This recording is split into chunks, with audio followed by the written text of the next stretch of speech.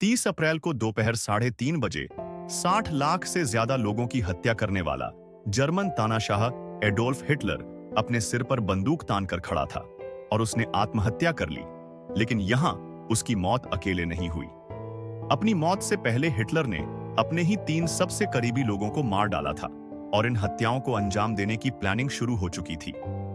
Hitler की मौत से करीब 24 घंटे पहले दोपहर 3 बजे हिटलर अपने पसंदीदा जर्मन शेफर्ड कुत्ते ब्लडी का मुंह अपनी मजबूत भुजाओं से खोलकर उसके मुंह में साइनाइड कैप्सूल डालने जा रहा था। जैसे ही जहर उसके मुंह में गया, ब्लडी जहर के कारण जमीन पर गिर पड़ा। और यह वही कुत्ता था जिसे खुद हिटलर ने अपने बच्चे की तरह पाला था। तो यहां सवाल यह है कि हिटलर अपने ही बच्चे जैसे स्वरूप को कैसे मार सकता था ना पड़ा।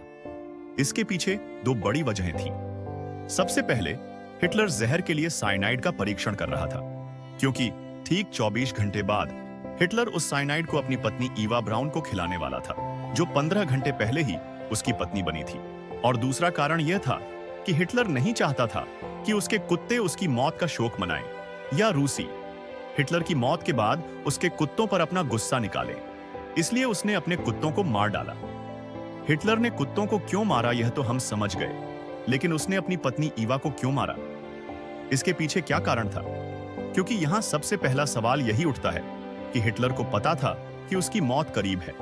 फिर उसने अपनी मौत से ठीक 15 घंटे पहले शादी क्यों की? और अगर उसने शादी भी की थी तो उसने अपनी प्यारी नई पत्नी को जहर देकर क्यों मारा? इसे समझने के लिए हमें हिटलर की मौत से कुछ घंटे पीछे जाना होगा, जब ईवा ब्राउन अपने बेडरूम में लंबी काली ड्रेस, हीरे की घड़ी और सोने का ब्रेसलेट पहने हुए थी, क्योंकि अगले 1 घंटे में उसकी मौत हो जाएगी।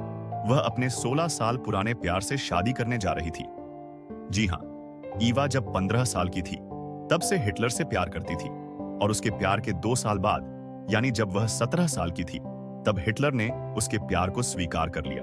और उसके बाद उन्होंने सालों तक अपने प्यार को दुनिया से सबसे अच्छे दोस्त का टैग देकर छुपाया। और इस बात की जानकारी केवल हिटलर के कुछ खास अफसरों को ही थी कि ईवा और हिटलर एक कपल थे जिनके 2 अलग-अलग बेडरूम थे, लेकिन उन 2 बेडरूम के अंदर के 2 बाथरूम एक कॉमन पैसेज से आपस में जुड़े हुए थे। वही पैसेज जहां से हिटलर अक्सर शाम को ईवा के कमरे में चाय पीने और गपशप करने जाता था। यानी यहां एक बात बिल्कुल साफ थी कि हिटलर अपनी सबसे अच्छी दोस्त या प्यार ईवा के बेहद करीब था। हिटलर को लगता था कि वह अपनी पत्नी को अपनी जिंदगी का सबसे अच्छा वक्त नहीं दे पाएगा। बात यह है कि उस समय हिटलर पर रूस का दबदबा था। वह कभी भी उस पर हमला करके उसे मार सकता था, और इसीलिए अपनी मौत से 16 घंटे पहले जहां ईवा अपने कमरे में शादी की तैयारी कर रही थी, वहीं दूसरी तरफ हिटलर अपने 10 फीट मोटे कंक्रीट की छत वाले घर में अपनी वसीयत पढ़ रहा था, जिसमें संपत्ति आदि का कोई जिक्र नहीं था। बल्कि हिटलर यह खुलासा कर रहा था कि वह आने वाले घंटों में अपनी सबसे अच्छी दोस्त ईवा से शादी करने वाला है, और अगले दिन यानी 30 अप्रैल को दोनों अपनी मर्जी से मरने वाले थे, क्योंकि वह अपने आत्मसम्मान को दांव पर लगाकर रूसियों के आगे झुकना नहीं चाहते थे। वसीयत में यह भी लिखा था कि उनकी मृत्यु के बाद उनके शवों का अंतिम संस्कार किया जाए, ताकि कोई भी उनके शव को छू न सके और न ही उन्हें कोई नुकसान पहुंचा सके। अब यह इतिहास का एक बहुत बड़ा फैसला था, और यह बड़ा फैसला हिटलर ने अकेले नहीं लिया था, बल्कि उसने एवा के साथ मिलकर लिया था। अचानक खाना खाते समय हिटलर ने कहा कि अब उसे अपनी हार करीब दिखाई दे रही है, और इससे पहले कि वह हार उसके पास पहुंचे, वह एवा के साथ मरना चाहता है। और उसी बातचीत में हिटलर ने यह भी कहा कि वह अपने सिर पर बंदूक की गोली से मरना पसंद करेगा, क्योंकि इससे बिना किसी दर्द के 1 सेकंड में मौत हो जाती है। अब जैसे ही हिटलर ने यह कहा, एवा हिटलर के खिलाफ हो गई और कहा कि वह मरने के बाद भी सुंदर दिखना चाहती है और खून से लथपथ लाश नहीं बनना चाहती। इसीलिए वह मरने के लिए साइनाइड कैप्सूल का चयन करेगी।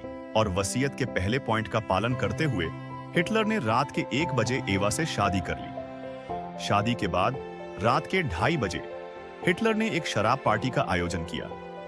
उस रात एक नई योजना बनाई गई थी।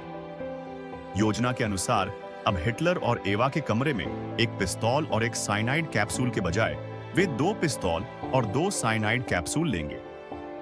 यदि बंदूक जाम हो जाती है या कैप्सूल काम नहीं करता है, तो उनके पास दूसरा विकल्प होगा, और वे दोनों एक ही समय में मर सकते हैं। हिटलर की मौत के दिन सुबह 6 बजे हिटलर को खबर मिली कि रूसी सैनिक रीच स्टैग तक पहुंच चुके हैं और उन्होंने रीच स्टैग पर कब्जा भी कर लिया है। और यह सुनते ही हिटलर को लगने लगा कि उसकी हार और मौत और भी करीब है। यह सुनते ही हिटलर बर्फ की मूर्ति बन गया। उसके चेहरे पर कोई भाव नहीं थे, वो कुछ बोल नहीं रहा था और किसी की बातों पर ध्यान नहीं दे रहा था। और फिर जब उसने मुंह खोला तो उसने सिर्फ एक लाइन कही कि मेरे मरने के बाद आप लोग भी आत्महत्या करना, ताकि रूसी किसी को परेशान न कर सके। और ये कहकर वो एक बार फिर चुप हो गया। जब मौत का वक्त आया तो ईवा एक बार फिर तैयार होने लगी। एक तरफ हिटलर सूखे चेहरे के साथ चुपचाप खाना खा रहा था और दूसरी तरफ ईवा अपने मौत के कपड़े चुन रही थी।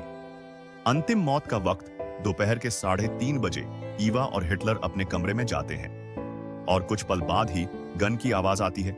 वे तुरंत हिटलर के खून से लथपथ कमरे में गए और वहां से दोनों के शवों को उठाया और दोनों शवों को पेट्रोल डालकर एक साथ जला दिया।